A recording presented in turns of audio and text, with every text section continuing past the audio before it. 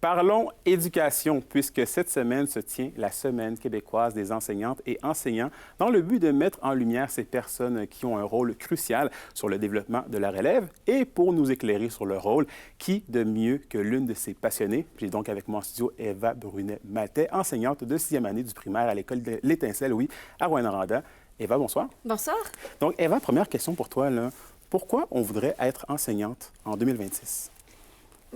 Je vais parler pour moi personnellement, mais je crois que le métier de l'enseignant, c'est cliché à dire, mais c'est le plus beau métier qu'il n'y a pas sur la planète Terre. Oui, par le fait qu'on travaille avec des humains, mais c'est surtout aussi le fait qu'on les voit grandir, qu'on les voit s'épanouir, et un jour, ça va devenir le citoyen de demain. Donc, c'est ce qui m'allume, moi, en tant qu'enseignante, c'est de les voir s'épanouir tout au long. Et justement, qu'est-ce que ça prend pour être, pas nécessairement une bonne enseignante, mais pour être enseignante, qu'est-ce que ça prend concrètement? Donc, ça prend, c'est sûr, de l'université. Donc, présentement, le baccalauréat à l'UQAD, c'est 3 ans et demi. Il y a plusieurs stages aussi à compléter, un fameux TechFit aussi en français. Mais oui, effectivement, il faut aller à l'université. Et justement, tu dis dans ton portrait que tu adores faire des projets et être rassembleuse avec tes élèves. As-tu peut-être des exemples de projets que tu as mis en branle, justement, qui gagneraient à être connus, là? Oui, bien, en fait, présentement, étant donné que bientôt, c'est les Jeux olympiques, ce qu'on est en train de faire, c'est de placer toute ma classe pour que j'aille 6 équipes, donc 6 pays différents.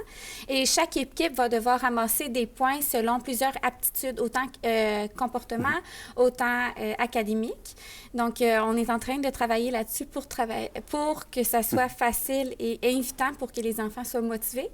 Mais un autre projet que j'ai beaucoup aimé, c'est un projet que j'ai fait avec un élève en difficulté et avait beaucoup de difficultés à lire. Et ce que j'ai décidé de faire, c'est de prendre un Lego, parce qu'il était un passionné de Lego. Et souvent, ça vient avec des feuillets juste avec des images.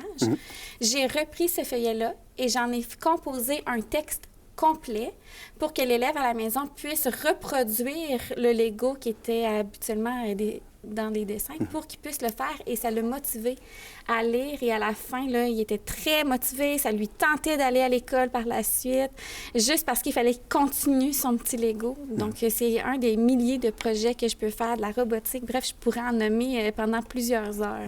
Puis, justement, est-ce que c'est ce genre de projet-là qui font en sorte que les élèves ont plus de facilité à apprendre et ont une motivation à venir à l'école, en fait, là?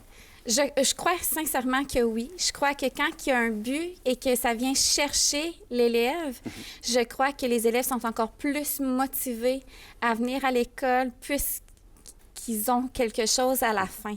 Justement, moi, pour mes pays que je suis en train de faire, mais à la fin, l'équipe gagnante pourront prendre un petit dîner avec moi, pizza, un petit moment privilège juste avec l'enseignante, et ils ont tous très hâte. Donc, c'est motivant de vouloir s'engager encore plus.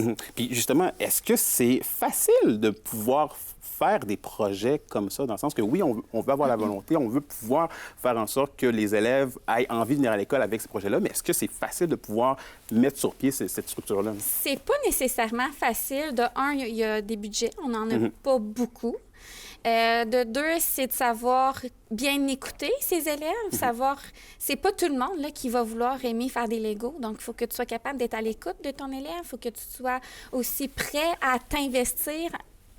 Moi, je ne compte jamais mes heures et personnellement, c'est quelque chose que je dois faire attention, mais... je crois que ça vaut tout l'investissement. Le lien avec l'élève, c'est ce qui est, selon moi, le plus important pour être capable d'avoir un engagement envers tes élèves. Et très rapidement, là, pourquoi c'est important de souligner le travail des enseignants dans une semaine comme ça, là? Comme je l'ai dit, on met beaucoup de temps, d'énergie. C'est pas toujours facile. Des fois, on arrive avec des classes qui sont beaucoup plus difficiles. On a beaucoup de corrections, des rencontres. Donc, je crois que ça va être important, justement, de les souligner, dire la reconnaissance qu'on a envers eux pour le temps qu'ils mettent, l'énergie qu'ils y mettent, et leur dire bravo de continuer ce beau métier qu'on a besoin, parce qu'on a encore de la pénurie, donc les encourager aussi à rester dans ce métier. Le message est lancé. Eva Brunet-Maltais, je rappelle que tu es enseignante de 6e année à l'école primaire L'Étincelle, ici à Rouyn-Noranda. Merci beaucoup de ton passage. Merci.